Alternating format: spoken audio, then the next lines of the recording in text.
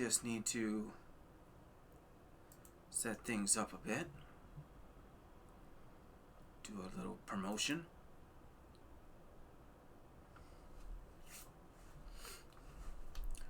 Just need to tag Jim, which I'm going to do right now on Facebook.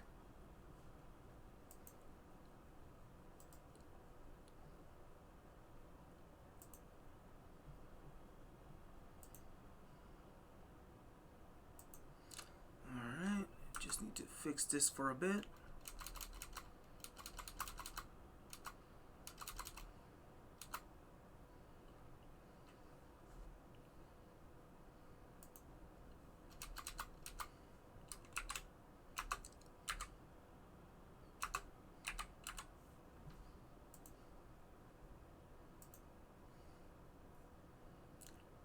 There we go, just need to adjust that.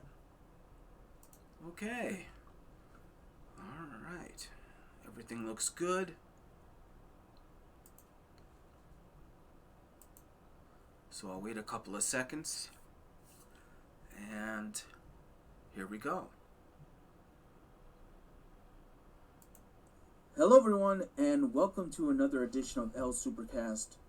I'm Ginyu 2007, and I know it's been a long time, but in this special edition of SuperCast, we are going to talk about something that some of you may know and some of you may not know. It's kind of hard to believe that there are people out there who have no idea what the Oregon Trail really is.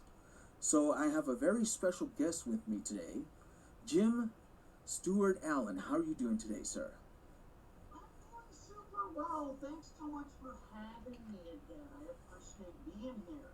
Now, I'm going to have to raise up the TV a bit because you're a little low, so you may hear you echoing again, but that's okay. No worries. All right, that helped. Okay, so let's go with a fresh slate here. Some people know you as the guy with the potatoes. You know, I think that's your claim to fame besides the Oregon Trail.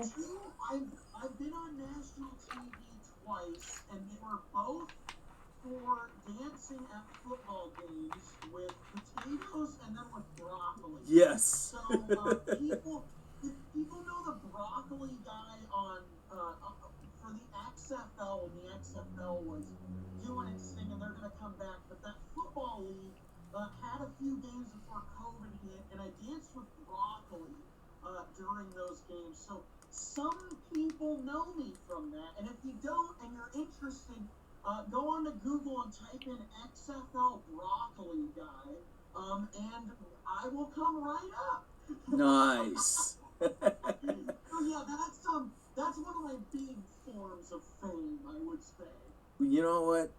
Everyone, hopefully, in their lives gets a little bit of fame. You know?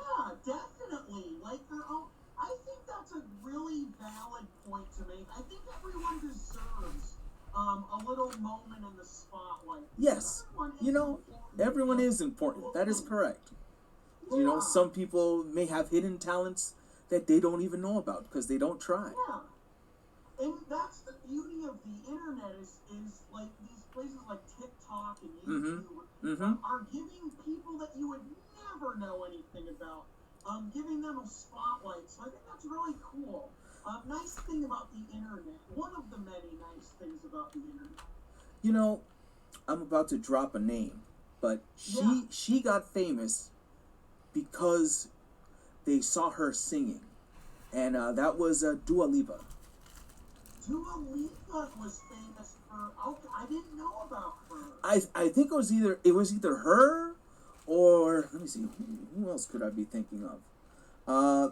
Oh geez, I forgot what her name is. Justin Bieber was like, I think Justin Bieber did like singing on YouTube. Like so you know what? It's not uncommon. It's not uncommon to get, you know, the right person hears it and all of a sudden, bam, you're all over the place. Yeah, exactly. There's a lot of examples. Justin Bieber is the main one that comes to mind because I mean he's still huge, but he was for that 2009, 2010. I mean, this was probably one of the most famous people on earth, or one of them. And he was a YouTube guy. He just set up a webcam and sang over YouTube. And I think Usher somehow found him on YouTube. Yeah. And then he blew up from there. Oh, yeah. Super interesting, though. So, I found out about you many years ago on Twitch. Yeah, you came in my Twitch channel. How did you find me, by the way? Well, I knew about you before I entered in and said my first hello. Whoa. I never told anyone about this. What? Wait, I didn't know this. I thought you just had searched Oregon Trail on Well, Twitch. I knew that there was someone else playing the trail. I knew that there was someone else playing the trail and that I was not the only one. Oh my God. So I decided to, you know what? I'm going to see what this guy's all about. I'm gonna infiltrate. Yes. So when look where we are now. I know. Podcast like 5 years later. That's so cool. So I had no idea. Wait, so how did you find out about me? I know whenever someone's playing a game that I notice, I make a mental note of it, Right. and I'm like, this person's playing this game, and I like this game. So one of these days, I'm gonna go in there when I'm not streaming myself. Yeah. And that's what happened. I had a momentary free opportunity at Twitch when I wasn't streaming or anything like that. And I saw that you were live, and I was like, you know what? Today's the day. I'm just gonna go in and see what's up. That's so cool. Yeah. Because I did that. There's probably people listening don't know, but I streamed Oregon Trail every day for a year, 6 months, was it 8 months? 8 months and 22 days, I think it was. Yeah. And Ginyu 2007 was you were a regular. That's right. That is correct. Cool. And this was 4 years ago. So the fact that we're doing this podcast together, 4 years later after all that happened, I think is really cool. Yes. So let's talk about something that some of the players may not know, and that is the way to break the system. If you're dealing with Oregon Trail, ways to break the system in Oregon Trail. There's no that I know of and that you know of. There's no cheat code. So yeah, when you say a way to break the system, this is serious business. yes, serious money-making business. Yes. If only the money was real. Yes. So why don't you explain to everyone just what in the world is mule flipping? Mule flipping. So I don't know, because you came on my channel once when I was talking about it, and I don't remember if you also knew of its existence, or if you learned I knew the concept of it, like buying low and selling high.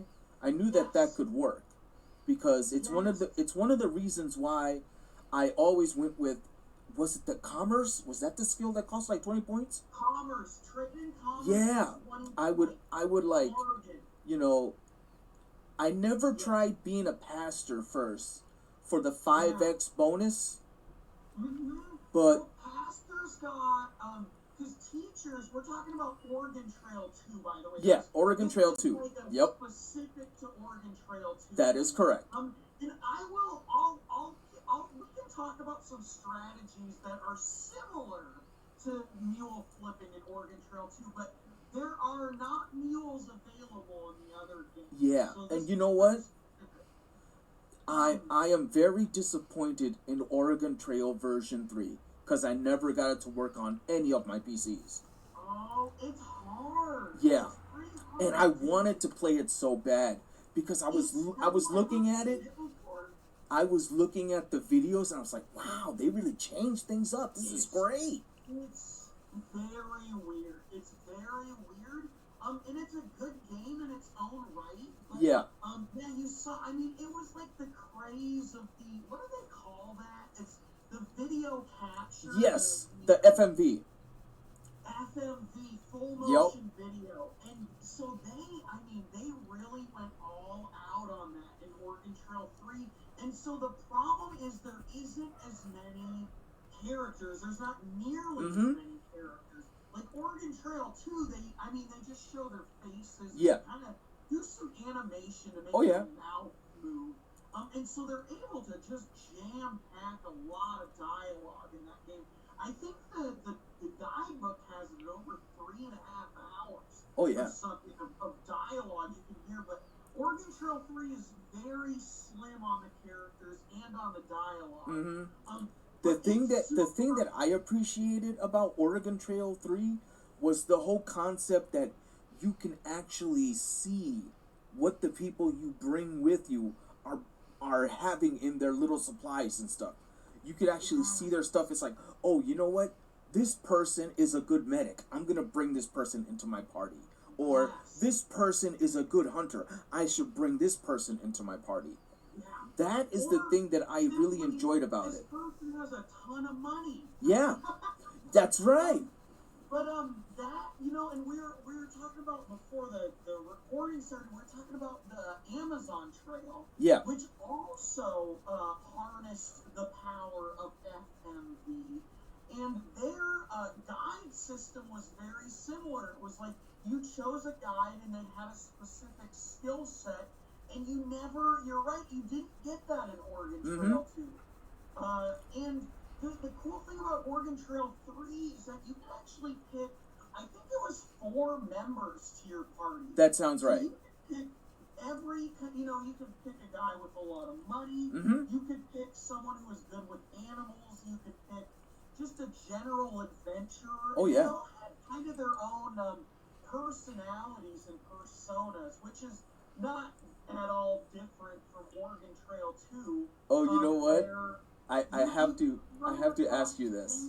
People, kind of. And it's funny because you start noticing, and I remember the first time I noticed that it was like, oh, this is the same dude. Yeah. You know that guy in Oregon Trail 2 who gives terrible advice?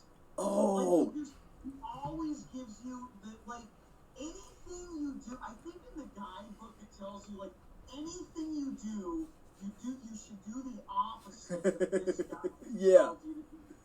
You know what? I'm pretty sure that must have been one of the people that worked for the company. Be like, yo, I'm just gonna be the clueless guy and give them bad info. Yeah. And I can't remember his name, but there's and you might know the game. I think it's called. Oh, I wish I had the guidebook with me right now, but it's called like Zoion Patrol or something. It was an old mech game. And it named that guy. This is all in the Prima strategy guide, which, by the way, I'll get back to the mule flipping. When you start talking about Oregon Trail 2 with you, it's just like it quickly goes off the rails. It's one of my favorite things. It happened last podcast too, I'm pretty sure. But anyway, this guy was named after this like foolish guy on Zoion Patrol or some game made by Mech. But yeah, he just had terrible advice. I remember one of his advices is like, oh yeah, I went from Raleigh to New York with 2 oxen and a Conestoga wagon, so I just get 2 oxen, it's totally fine. And it's like one of those things where it's like, you shouldn't have a Conestoga wagon because it's too tippy, and you fly way more than 2 oxen. Yeah.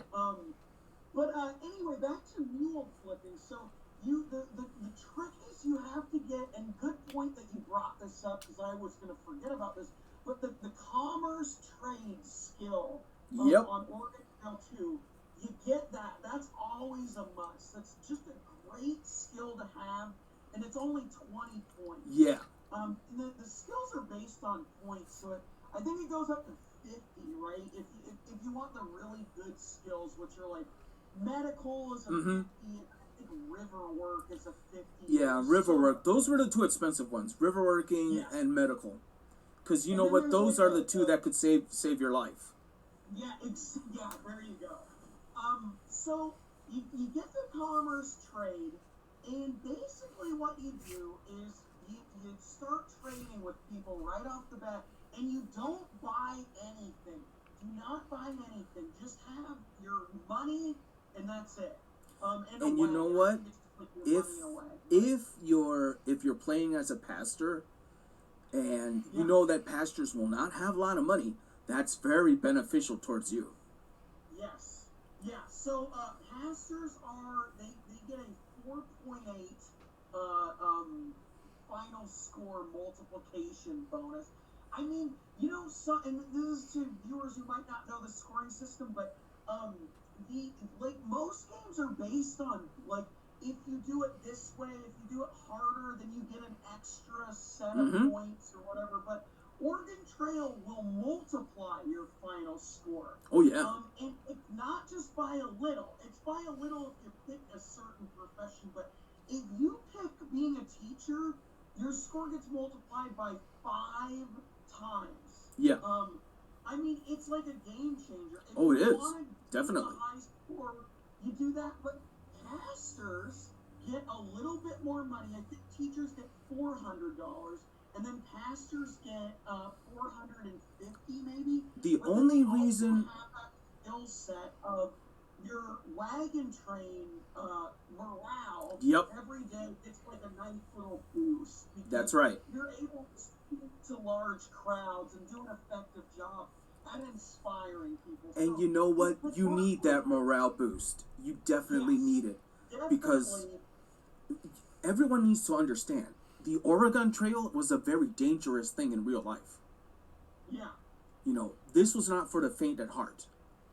Yeah. This was something that if you did not come fully prepared, you could die. And a lot of people did die. It wasn't a death sentence. Some people, people always think of the Donner Party and they're like, oh yeah, a bunch of people died. It wasn't like a huge amount of people who died, but you're very right in that if you don't know what the heck you're doing, same as in a computer game, if you don't know what you're doing, then you're gonna die. And especially in Oregon Trail 2, that game is very unforgiving. Oh yeah. You might be able to get lucky in like the deluxe version if you don't know what you're doing. I could see you finishing that, but if you have zero knowledge of how the game works and you go into Oregon Trail 2, your chances are very slim of getting through that. It's a hard game. It took me years. I mean, I started playing in 4th grade, and it took me about a year to finally get to Salt Lake City. Oh man, anyway, gosh, I keep talking about other things. But that's kind of the wonders of Oh, you broke up for a bit. Can you repeat that? I'm gonna go everywhere with it. And I haven't talked about it in a long time, so this is actually really nice emotionally for me to get back into it. But, you broke up for a second. Can you repeat? Can you repeat what you said? About what? Sorry. About a minute before you broke up, so it didn't translate what you were saying. Yeah, I'm sorry. So basically, I was basically just getting back into mule flipping in general. So you start out with zero. You start out with nothing. Don't buy anything at the start. And then you start trading, and you basically look for mules. Anyone who has mules, you buy them, and you buy them at about, what do you buy? What's your cutoff that you buy mules at? I do about, if it's anywhere after $45, I won't make the deal. But yeah, I was about the same. Mules for less than $50 or so. Yep. Then I'll get them every time. Yeah. And they're really nice. If you can spot someone who has 4 mules, who happens to have 4 mules, and you can get those at I think the game only goes up to $100. So yeah. If you can get 4 mules for $100, that's amazing. Oh so yeah, you that is. Use all your money to buy as many mules as possible. And there's a few other options. If they have grandfather clocks, you can do grandfather clocks work the same as mules. Horses work the same as mules. All of those high tier equipment and supplies. will do basically the same thing as a mule, but mules are the cheaper version of those high-end things. So Yes. generally, you can get mules for really cheap. People will accept trades for pretty cheaper than what you could get a trade accepted for like horses or something. You know what? Those mules were the bread and butter of money making. Yeah. That's for sure. Yep. My Exactly. my official / unofficial high score for the Oregon Trail is 65K.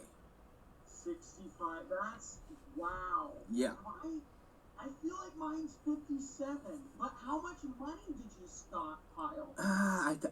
You know what? I think like 10,000 or something like that. 10. See, so because I'm not making this up, you. I spent days in high school. I was in high school. We went to Sun Valley. It's in Idaho. It's like a vacation kind of skiing destination. But while we were there, I played Oregon Trail 2 probably like 4 hours, 3 hours a day. I would do this. Wow. Like this mule flipping thing. And then I would save the game and then go back the next day and do it again. And I probably got to like $27,000. Mm-hmm. I don't remember that final score, but I did a run with that money. Yeah. And obviously got something really big. I don't know. I mean, my recent recollection of high score was 57. So you beat me there. Yeah. But yeah, you can basically go as high as you can. Oh, of course. I had $25,000 like in 1800s. Like, I mean, at that point you'd be like, why do you even need to go to? I know, right? Buy a bunch of land here. Yeah. The other thing I've done that's kind of like that I don't know if I've ever told you this. This is kind of funny though. There's this town called Dry Diggins. You probably know this town. Yes. It's on the way to Sacramento. It's either Dry Diggins. If you go in certain years, it's Dry Diggins, or it's Hangtown, or it's Placerville. And you've probably heard of Placerville. Viewers have probably maybe heard of Placerville, California. But it's the modern day version of what I would go to. It's called Dry Diggins. And it's my favorite town in the game. It's like it's a really rough trail. You're trying to get to Sacramento. And then there's this town in the middle of nowhere that pops up that you can go into. And the town music in Oregon Trail 2 is just great. It's very fun.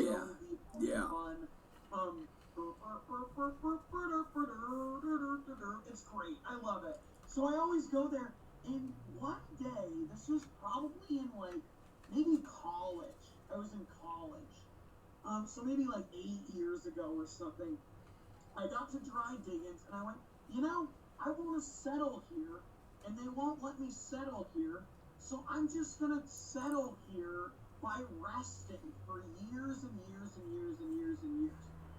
And you can only rest for 14 days at a time. Mm-hmm. And so I sat there for probably 4 hours, resting 14 days at a time, and I got into the 1900s. And then the last year you can go in this game is 1860. And so I rested for like 45 years or something, 14 days at a time, buying food and everything, and they finally killed me off from old age, but I've rested the equivalent of like 45 years in this game at one point, and it took about 4 hours to do.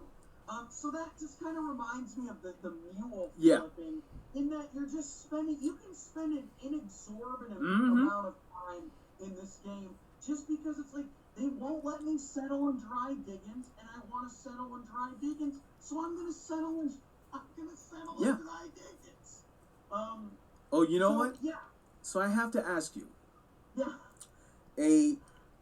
A certain other trail that you actually did voice acting for. Do you remember that? A certain other trail that I did voice acting for. Why am I drawing a blank on this? Oh, wait! Wait, is it the game you made? Correct. Yes, the RPG, that was amazing. Yeah, I think we played it like twice on my channel, right? I think so. Yeah. Jimmy just created this RPG. It had my voice in it. That's right. Oh, it wasn't What just was your his voice. name? It was a whole bunch of other voices too. Yes. Yeah. You. I mean, you used a bunch of your friends' voices. Yeah. And all these other things. That was so fun. You were the which way is west? Yes. Oh my god. And did you just like? I think it was just a random stream you came on. You're like, can you say which way is west? And then I said, and you're like, all right, thanks, bye. Yep. All of a sudden, That is how it went down. That's right. yeah. That was a fun little game. That was a good little like. I think it lasted like 15 minutes. Yeah. I mean, if you wanted to search, every person on the map, you could, and that would boost it up. But Yep. no, it was a simple thing. If you know how to go to West Town, Fun day. oh yeah. All right, so let's get down to serious business. Because you have been busy, my friend, for the past couple of years. And I definitely want to end this podcast before we get to the hour mark. So you have a Oregon Trail documentary. Can you enlighten us on how much fun, how much pain, and how much tears this experience has been for you?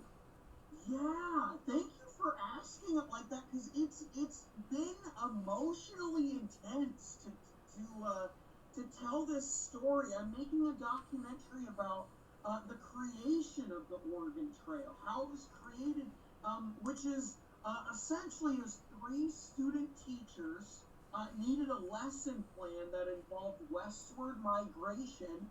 So they decided in the very beginnings of the computer coding era and the computation era just in general, they decided with the little coding that they knew that they were taking from their college classes while they were learning to be teachers, they used to create this super interactive lesson for their students to learn about westward expansion.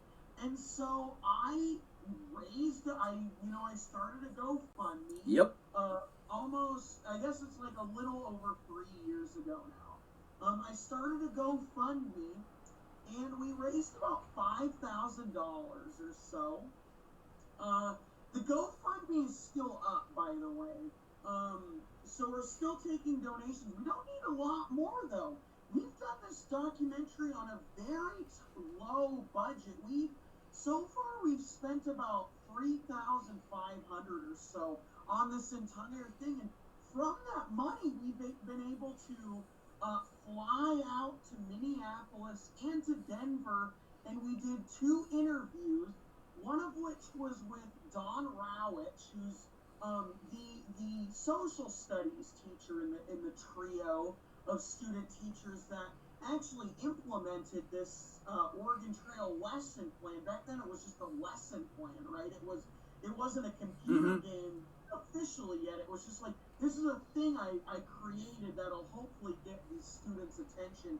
And then we also flew to Minneapolis about 6 months later and did an interview with the other 2 student teacher creators for the game.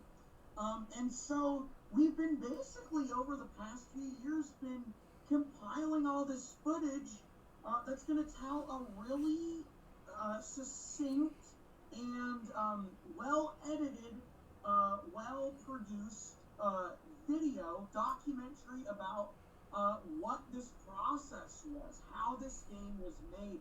It's such a cool process where it wasn't like video game creators making this. It was student teachers making this. And turns out they made a darn good product from this whole thing. Yeah, definitely. So the documentary is just telling that story. And you know what? I think this is a story that needs to be told because these are student teachers showing the world that, hey, we may not be the best programmers, but look at what we can do when we set our minds to it. Yeah, look what we can do when we make a game where the main goal of the game is to engage kids historically. Yeah. That was their, and of course, in the documentary there's all these little tidbits, one of which was that they actually created the hunting mini game to kind of break up that learning part of the game. Oh yeah. And that For some was people, that's the best part. yeah. Oh yeah, definitely.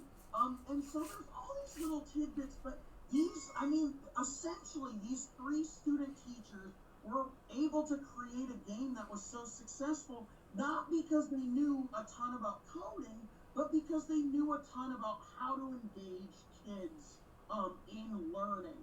And so they made a game specifically based on that goal in mind, and it became an amazing game. I mean, it was just admitted into the Video Game Hall of Fame a few years ago. Nice. Incredible game.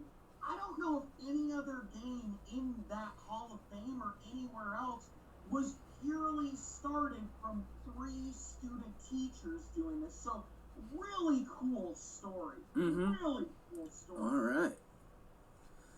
Now, you told me before we started this that you felt comfortable in releasing some very important information that nobody knows yet. Yeah, and it's not nobody knows it, but I haven't actually released this on like the official Instagram or the official Twitter, which by the way are at Oregon Trail Doc. But our documentary release date is going to be March 12th, 2022. So in less than a year, our documentary's coming out, and I'm very excited about that. I just met up with my friend Sam, who he's the guy that has Rudy Studios. I'm partnering with Rudy Studios. He's the videographer, Okay. / editor / everything else. And link the trailer. The trailer's out already, so you. Oh can yes, find I've seen it. It's fantastic. It's incredible. Oh yeah. It's like so good. Unbelievable how amazing my friend Sam is at doing this. So, the trailer is out, but the official documentary is going to be out on March 12th, 2022. And it's going to be out on YouTube. We're going to put it on YouTube so that as many people as possible can see this thing. That's great. Again, I think the story needs to be told, and I think it has been told. Obviously, it's Yes. been told on various articles and stuff. But I think this is such a full experience of getting to see the creators themselves say it. And then you get to see this whole thing through the eyes of me. And if you've heard me for the last hour or so, I'm pretty passionate about all Yeah. So, And you know what? One of the big draws is that you're going to get to see this story, and I'm going to be the one kind of telling it. So I'm really excited about that as well. And you know what? I think you did it at the right time because the three creators are still alive, and Yes. hopefully they will still be here on this earth when the documentary is on YouTube. Definitely. And I think it's going to. They've been recognized before in various ways, but I was actually showing this documentary today to a class. I'm a substitute teacher, and I taught 5th grade today, and I actually showed them the trailer. And part of the trailer is the guys all talking, and this kid raised their hand and said, are those guys famous? Mm-hmm. And I said, not really. They are in certain contexts, but they're not household names or anything. But this documentary is seeking to make these guys, I'm seeking to help make these guys recognized for what they actually did.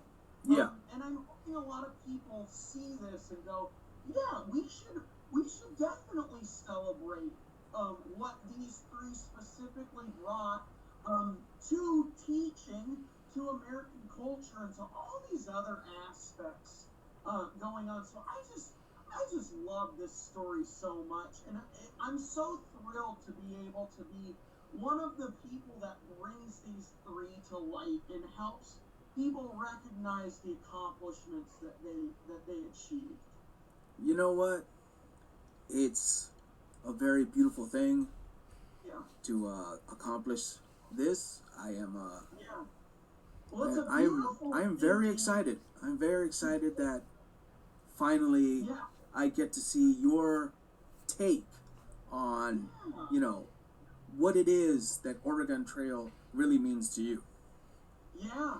And Ginyu, I was gonna say it's a beautiful thing to get to talk to someone who's also so passionate about Oh, yeah. this game.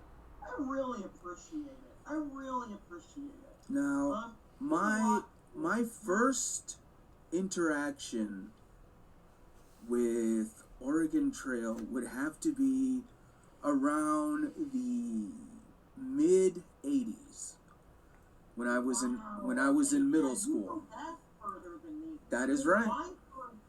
My first time with it was in 4th grade, and that was probably in '97 or '98. Yeah. So you're back to the golden age. That's of right. Oregon Trail. Yeah. where computers still have the 5 1/4, that type of thing. Yes. Yeah, you know, that's the reason why they call them floppy disk, and they're like, oh, here's Grandpa Ginyu talking about a floppy disk. Yeah. We don't know what these things are, Ginyu. What are you alienating your audience for?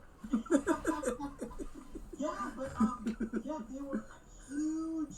I mean, floppy disks were huge.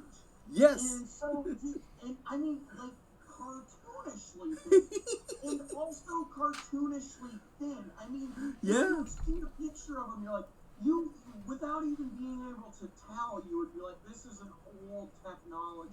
Yep. But what were you in a computer lab? Yep. What were I you was. doing? I was in a computer lab. Yep. Yeah. And there was a form of Math Man and Oregon Trail, and I love both of them. Yeah. Yeah.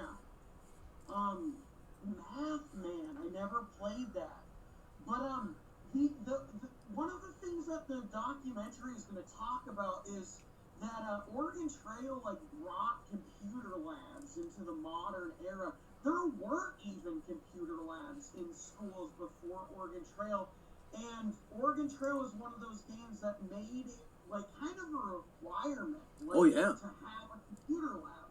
We have a lot of originally- things. We have a lot of things to be thankful for, due to Oregon Trail. You know, Yeah, the this documentary is going to go through a bunch of them, and you know, you're probably going to watch the documentary and figure out a bunch more that you're like, oh wow, this is really cool. yeah. I'm really excited about this documentary. It's going to be so cool, and it's something I've been working on even past. Like, really, when I was doing the streaming, I was working on this documentary. I didn't know that I was, but that was like, I was starting to get the idea and starting to get the confidence. Like, okay, I can talk, I have the right Yeah. to be able to tell this story, you know? So, it's, and you've been there for a lot of this journey. So, it's really cool to get to talk to you. And by the way, the first time I've ever announced this release date, let it be known that the first public place I've announced this release date on is this podcast. So there you go. Yeah. There's the validation that you've been here for a long time. You've been supporting me, so I appreciate it. Well, thank you very much, man. And normally I would ask people if they have a website to give props to before we get going, but I already know what website you're going to give props to anyway. So the stage is yours, my friend. Pimp out the what main you must. two to go to, or the main three are, if you type in @Oregon Trail Doc, you will find everything you need to know about the Oregon Trail documentary. Those are our social media pages. And we post 3 times a week right now. So I have a great, oh man, she's just great, but she does she helps me with all the posts, and we have a fun little, what do you call it? Like channel. But then, if you want to donate to our page, to our documentary, we're still taking donations. We'll probably stop soon because we actually are getting to have enough money, thankfully. But if you go to GoFundMe.com/Oregon-Trail-Documentary, you can donate to the page. Were those the ones you thought I was going to promote? Correct. Cool, yay, yeah, those are all the socials you need to know. All right. Well, this has been another fantastic and hopefully inspirational edition of El Supercast. Take care, everyone, and if you have the opportunity, do some mule flipping. Oh, yeah. Yes. All right, and there you have it. Just a reminder that the Oregon Trail documentary, you can still donate if you want to. It'll be live next year on YouTube, and just keep watching the YouTube channel, learn what you can, play the game if you have it. It's very fun, and I'll see you next time. Take care, everyone. Peace.